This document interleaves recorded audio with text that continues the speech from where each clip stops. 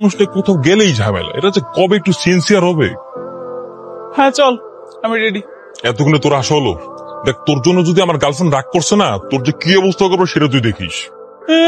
এত pack pack করা লাগবে না, তোর না দেরি হয়ে যাচ্ছে, এখন এতগুলো কথা শোনাচ্ছিস কেন? তাড়াতাড়ি পা চালাই। আরে আরে কি করছিস? আমি চেঞ্জ করি না, আমার লাগবে না। শখ কত তোর জন্য নিচ্ছি নাকি? এর তো নিচ্ছে আমার গার্লফ্রেন্ডের জন্য। ওকে বললে এটা কেমন লাগবে সেটা দেখছিলাম জাস্ট। তোর গার্লফ্রেন্ডের জন্য নিচ্ছিস, সেটা আবার আমাকে পড়িয়ে দেখানো লাগে? শোন, এটা আমার গার্লফ্রেন্ড আর ও খুব স্পেশাল, বুঝলি? আমার ঢং। ভাই এটা প্যাক করে দিন তো। মামা, এই ফুলটা দেন তো। না না, ওই ফুলটা ভাল লাগছে না। তুই একটা কাজ কর, ওই যে রজনীগন্ধা ফুলটা আন, সুন্দর। হ্যাঁ, এইটা ভালো বলেছিস। মামা, ফুলগুলো সাজিয়ে দিন। আরে কি ব্যাপার, তাড়াতাড়ি হাঁট না, তো পায়ে ব্যথা নাকি? তাড়াতাড়ি হাঁটতে পারিস না? আমি তাড়াতাড়ি হাঁটতে পারবো না। প্লিজ তাড়াতাড়ি হাঁট না একটু। জানিস, আমি মিতুকে সকালবেলা বলেছি ওকে একটা চেন গিফট করবো আর ফুল দিয়ে ওকে সারপ্রাইজ দেবো। ও যে কত খুশি হয়েছে, শি ইজ ভেরি হ্যাপি। মানে কি, তুই যে ওকে সারপ্রাইজ করবি সেটাও আগে থেকেই জানে? তো জানবে না, ওর জন্য গিফট কিনেছি, ওকে সারপ্রাইজ দেবো, তো ও জানবে না তো কে জানবে? এর জন্যই না তোকে আমি গাধা। আরে গাধা, যাকে সারপ্রাইজ দিবি সে যদি আগে থেকেই সব জানে, তাহলে সারপ্রাইজের মজাটা কই থাকলো? আসলেই তো এইভাবে তো ভেবে দেখিনি। তাহলে এখন কি করব? ফোন করে মানা করে দে। বল আজকে তুই ওর সাথে দেখা করতে পারবি। না না না, কেন যাব না? আজকের বার্থডে, আমাকে যেতেই হবে। আরে গাধা, তুই ওকে জাস্ট বলবি যে তুই যাবি না, কিন্তু হঠাৎ করে গিয়ে সারপ্রাইজ করবি। Good idea. দাঁড়া, আমি এখন ফোন দিচ্ছি। হ্যালো। হ্যালো মিতু। হ্যাঁ বাবু বলো।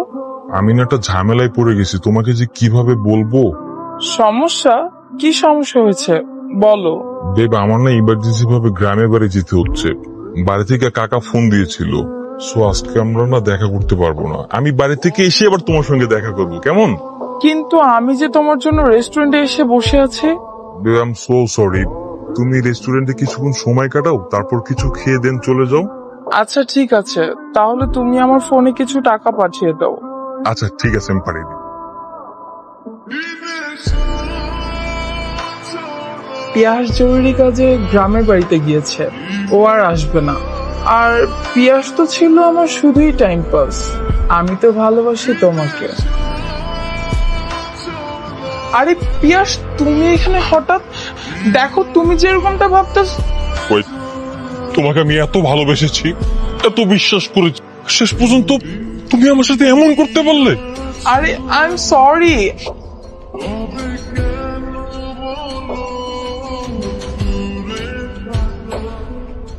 কই তুই?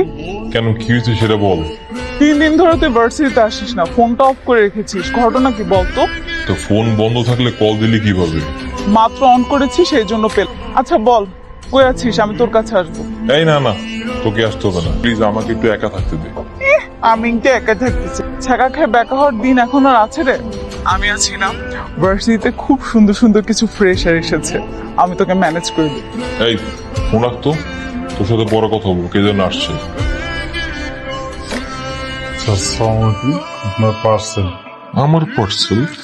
আর এটা তো রং অ্যাড্রেস। Excuse me.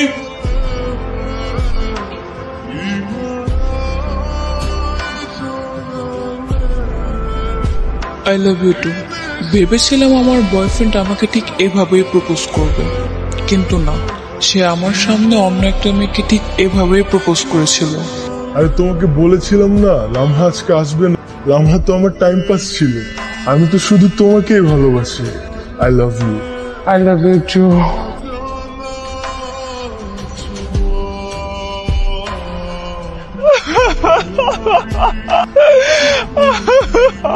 এই হাত ছাড়, তোকে একটা সিরিয়াস কথা বললাম আর তুই এরকম কাটার মতো হাসিস কেন? আমি তো ভেবেছিলাম এতদিন তুই শুধু বোকা, এখন দেখি তোর থেকেও বড় বোকা আছে।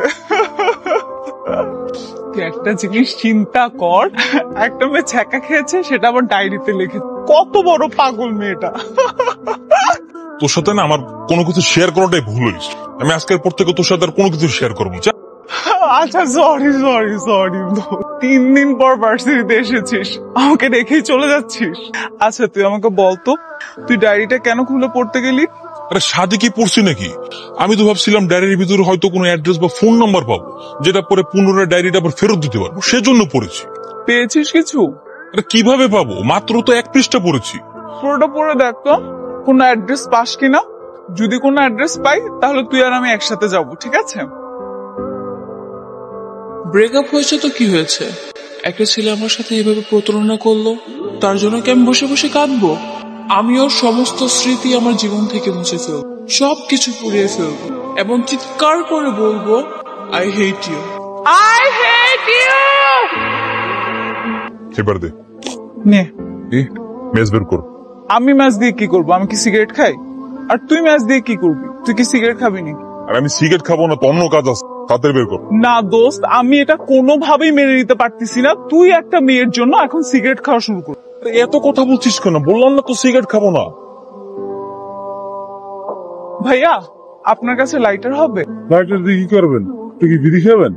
আপনি এত কিছু জেনে কি করবেন? আপনার কাছে লাইটার থাকলে দেন, আমি আপনাকে ডাবল টাকা দিচ্ছি, আপনি এটা দিয়ে 2টা ম্যাচ নিতে পারবেন। এই নিন, যেহেতু ইমার্জেন্সি এই জন্য নিতে হচ্ছে। এই নিন। মিতু, সমস্ত স্মৃতি আমি আজকে সব পুড়িয়ে ফেলে দিলাম। আমি আর কখনোই তোমাকে মনে করবো না Mitu. I hate you Mitu, I hate you. I hate you, Mitu. I hate you too. এই, তুই হেট ইউ বললি কেন? বলবো না? আমার বন্ধুকে যে কষ্ট দিয়েছে সে আমাকেও কষ্ট দিয়েছে। আয় দোস্ত। আজকে আমার খুব মন খারাপ।